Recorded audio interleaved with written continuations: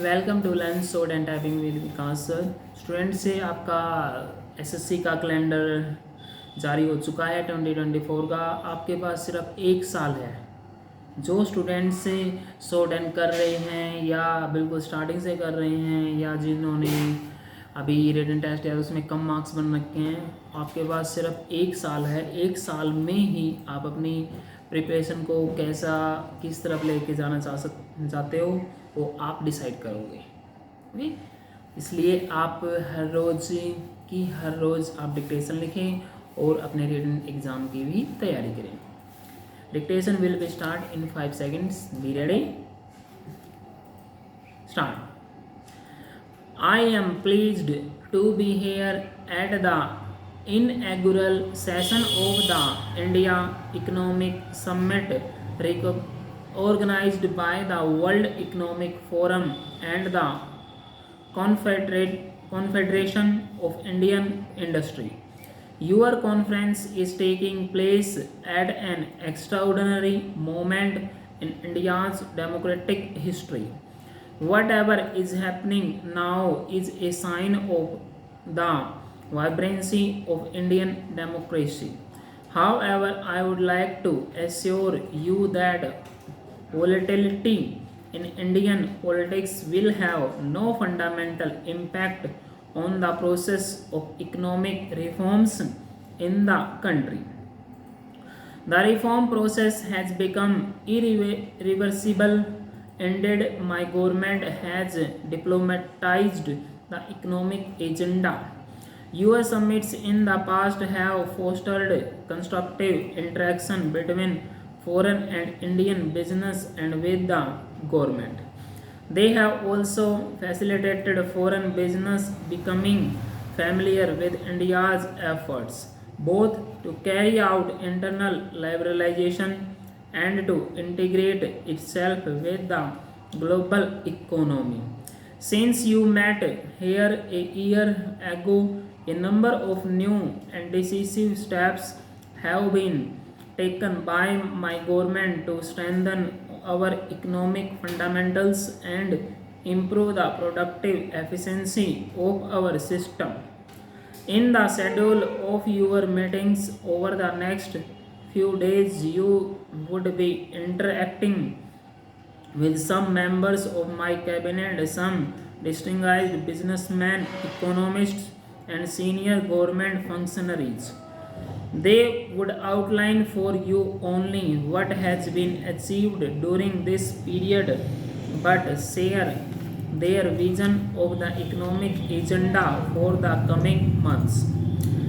In the last 9 months, my government has taken important initiatives over a wide gamut of economic issues which cover insurance, capital markets, information technology, housing, and infrastructure, to mention a few.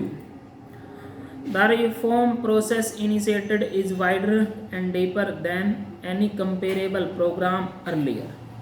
Its multiplier effects would have long-term beneficial impact on the economic and social development of India. We also take some pride and satisfaction that, given the turmoil in the rest of Asia and many other parts of the world, our macroeconomic fundamentals continue to be strong. They create new opportunities for private investment, both domestic and foreign. A GDP growth of well over 5%, inflation below the double digit number, comfortable foreign exchange reserves, positive growth in agriculture, stable exchange rate management coupled with sectoral initiatives have reaffirmed the government to a policy of liberalization with suitable checks and balances. I have said so earlier and would reiterate today that there is no panacea to bring about high rates of economic growth here. Next para.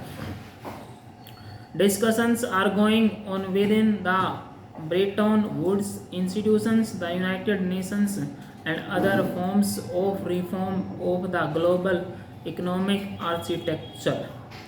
We will participate constructively in this dialogue so that the emerging reform process can durably address the malaise that has adversely affected many countries.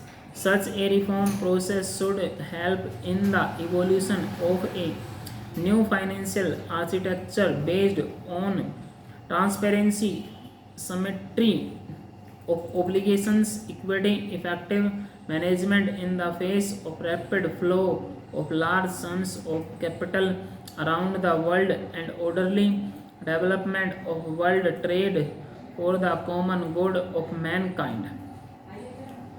Poverty alleviation must remain the central objective of international action. We recognize that globalization is both a reality and an opportunity. We are convinced that nations cannot prosper in isolation and must forge complementary relationships based on mutuality of interests.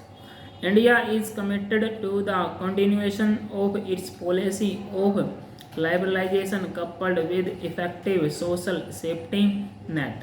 We will also pursue policies to maximize the gains from the opportunities which globalization offers while ensuring that credible mechanisms are in place to mitigate the risks that are inherent in this process. Our aim is to be a strong nation so as to be able to live in peace, prosperity, and dignity. We recognize, however, that the strength of its economy, whatever we do to strengthen our national economy, we will do it in a manner that will simultaneously strengthen the democratic polity of India. Whatever we do to strengthen the democratic polity, we shall simultaneously strengthen the secular unity of India, and whatever we do to strengthen our democratic polity and secular unity, we will bear in mind that need at all times to dramatically reduce poverty in the shortest possible time. In this endeavor, our approach is the same as that advocated by Professor Amrita Sen, the great Indian economist who won this year's Nobel Prize for Economics, namely liberalization and globalization. Yes, but with a credible program to improve the social sector. Many of our initiatives in the social sector are aimed at providing nutrition, hygienic health, and education to those large numbers of our population who continue to the victims of poverty. India is a democratic country. Stop. Democracy is our greatest strength. Freedom of thought, freedom of action, freedom to live with diverse faiths and systems are fundamental to our culture. I believe that these are essential components of liberalization and globalization. We have another great strength. We have an unbroken record of honoring all our financial obligations of foreign investors and lenders. We have a sound legal system that incorporates justice. Full stop.